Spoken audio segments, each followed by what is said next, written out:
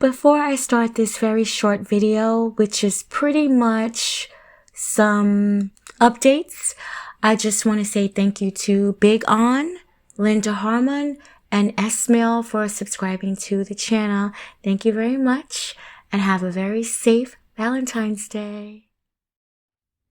Lauderhill, Florida, February 14th, 2020. Lauderhill police would arrive at 10 a.m. by someone stating that, quote, females were being chopped up, end quote. Dennis Reed, 46 years old, apparently had been there since 6 a.m. He had arrived on what's being called child care purposes.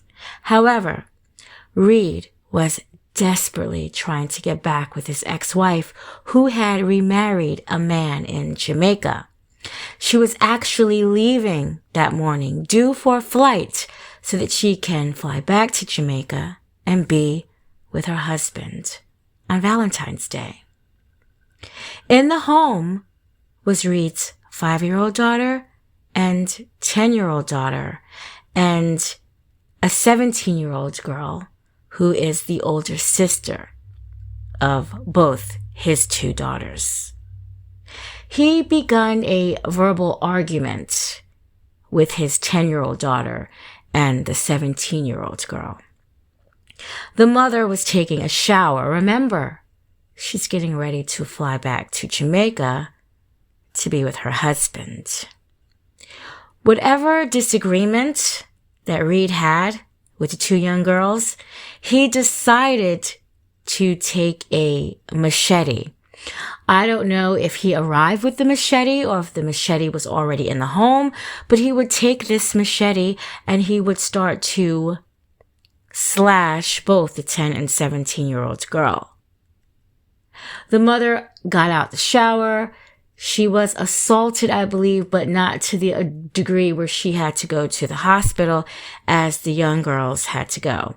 They would go to Broward Health Medical Center, where they were expected to survive. The 5-year-old was not harmed in any way at all. He would then jump into his blue Toyota and he would flee the crime scene. An uncle had showed up on the crime scene and he was devastated. He is actually the uncle of the 17-year-old girl. So he showed up and he couldn't believe that this had happened. Also, neighbors couldn't believe that this had happened.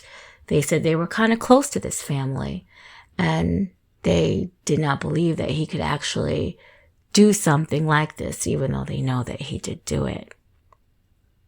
Again, he turned himself in. I'm just so glad that the children survived this. I had followed up on this case, and normally in my stories, the survival rate is really low.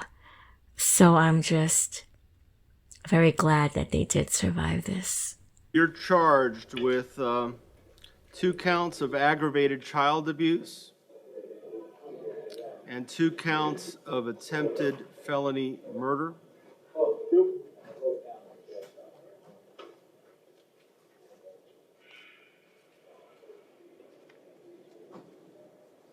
I do find probable cause as to each of those offenses.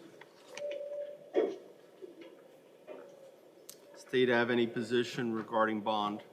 Yes, Your Honor. The state is requesting no bond. Still in Florida at Dania Beach, Carlos Cadavid, 23 years old, had gotten his leg amputated 2 years prior. So now he decided to go to the Passion nightclub on February 10th, 2014. That's where he met his new girlfriend, and her name was Christina Nunez, and she was 23 years old as well. They say it was a whirlwind romance, and it would begin on that day, February 10th, 2014. They decided to spend Valentine's Day at the Grand Motel. Now, Cadavid said during that day or that evening the two had gotten into an argument and she grabbed his gun and she shot herself. That's what he told the police. He was basically trying to say that it was a self-inflicted wound upon herself. Then he decided to tell the truth to the police. He said the TV in the motel room was really bad. It basically had told him to kill Nunez, and that's what he did. He also said he'd been taking Molly, methamphetamines, and he hadn't been able to sleep for a couple of days, and he was actually very delirious that day when he took her life. I went to look on her Facebook page like I do so much, and basically there are still people that say that they miss her sporadically on her Facebook page. She seems to be a very pretty young woman, just your typical average female. And a lot of people are saying, I'm so sorry your life ended like this. I am too. I'm so sorry Crizia Nunez's life ended like this. And Carlos Cadavid, he got life in prison. In Chalmette, Louisiana, Alexis King, 20 years old, had witnessed the father of her child and the man that she was still in a relationship with receive a text message from what, according to globalmessage.com, is saying was one of his side chicks. And I'm pretty sure they had an argument about it. However, the argument would continue, obviously, to his place of employment, a Walmart. At 7 p.m., the surveillance cameras would pretty much catch the rest of this. She would shoot this man, Tyrone Lee, to where he was taken from Walmart to the nearest hospital, but he would ultimately succumb to the shotgun wounds.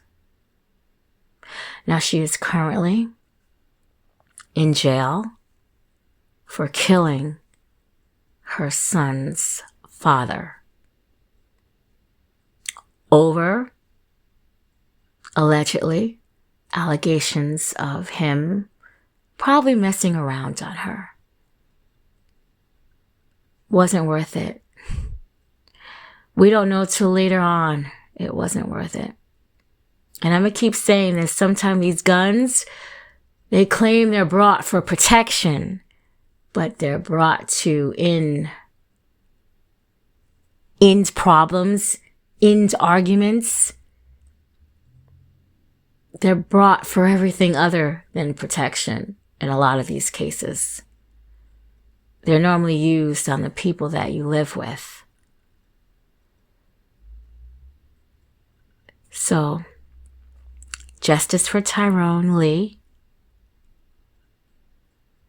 Now today is February 14th, 2022. It's Valentine's Day. Don't feel bad if you don't have a Valentine's, like whatever, you know.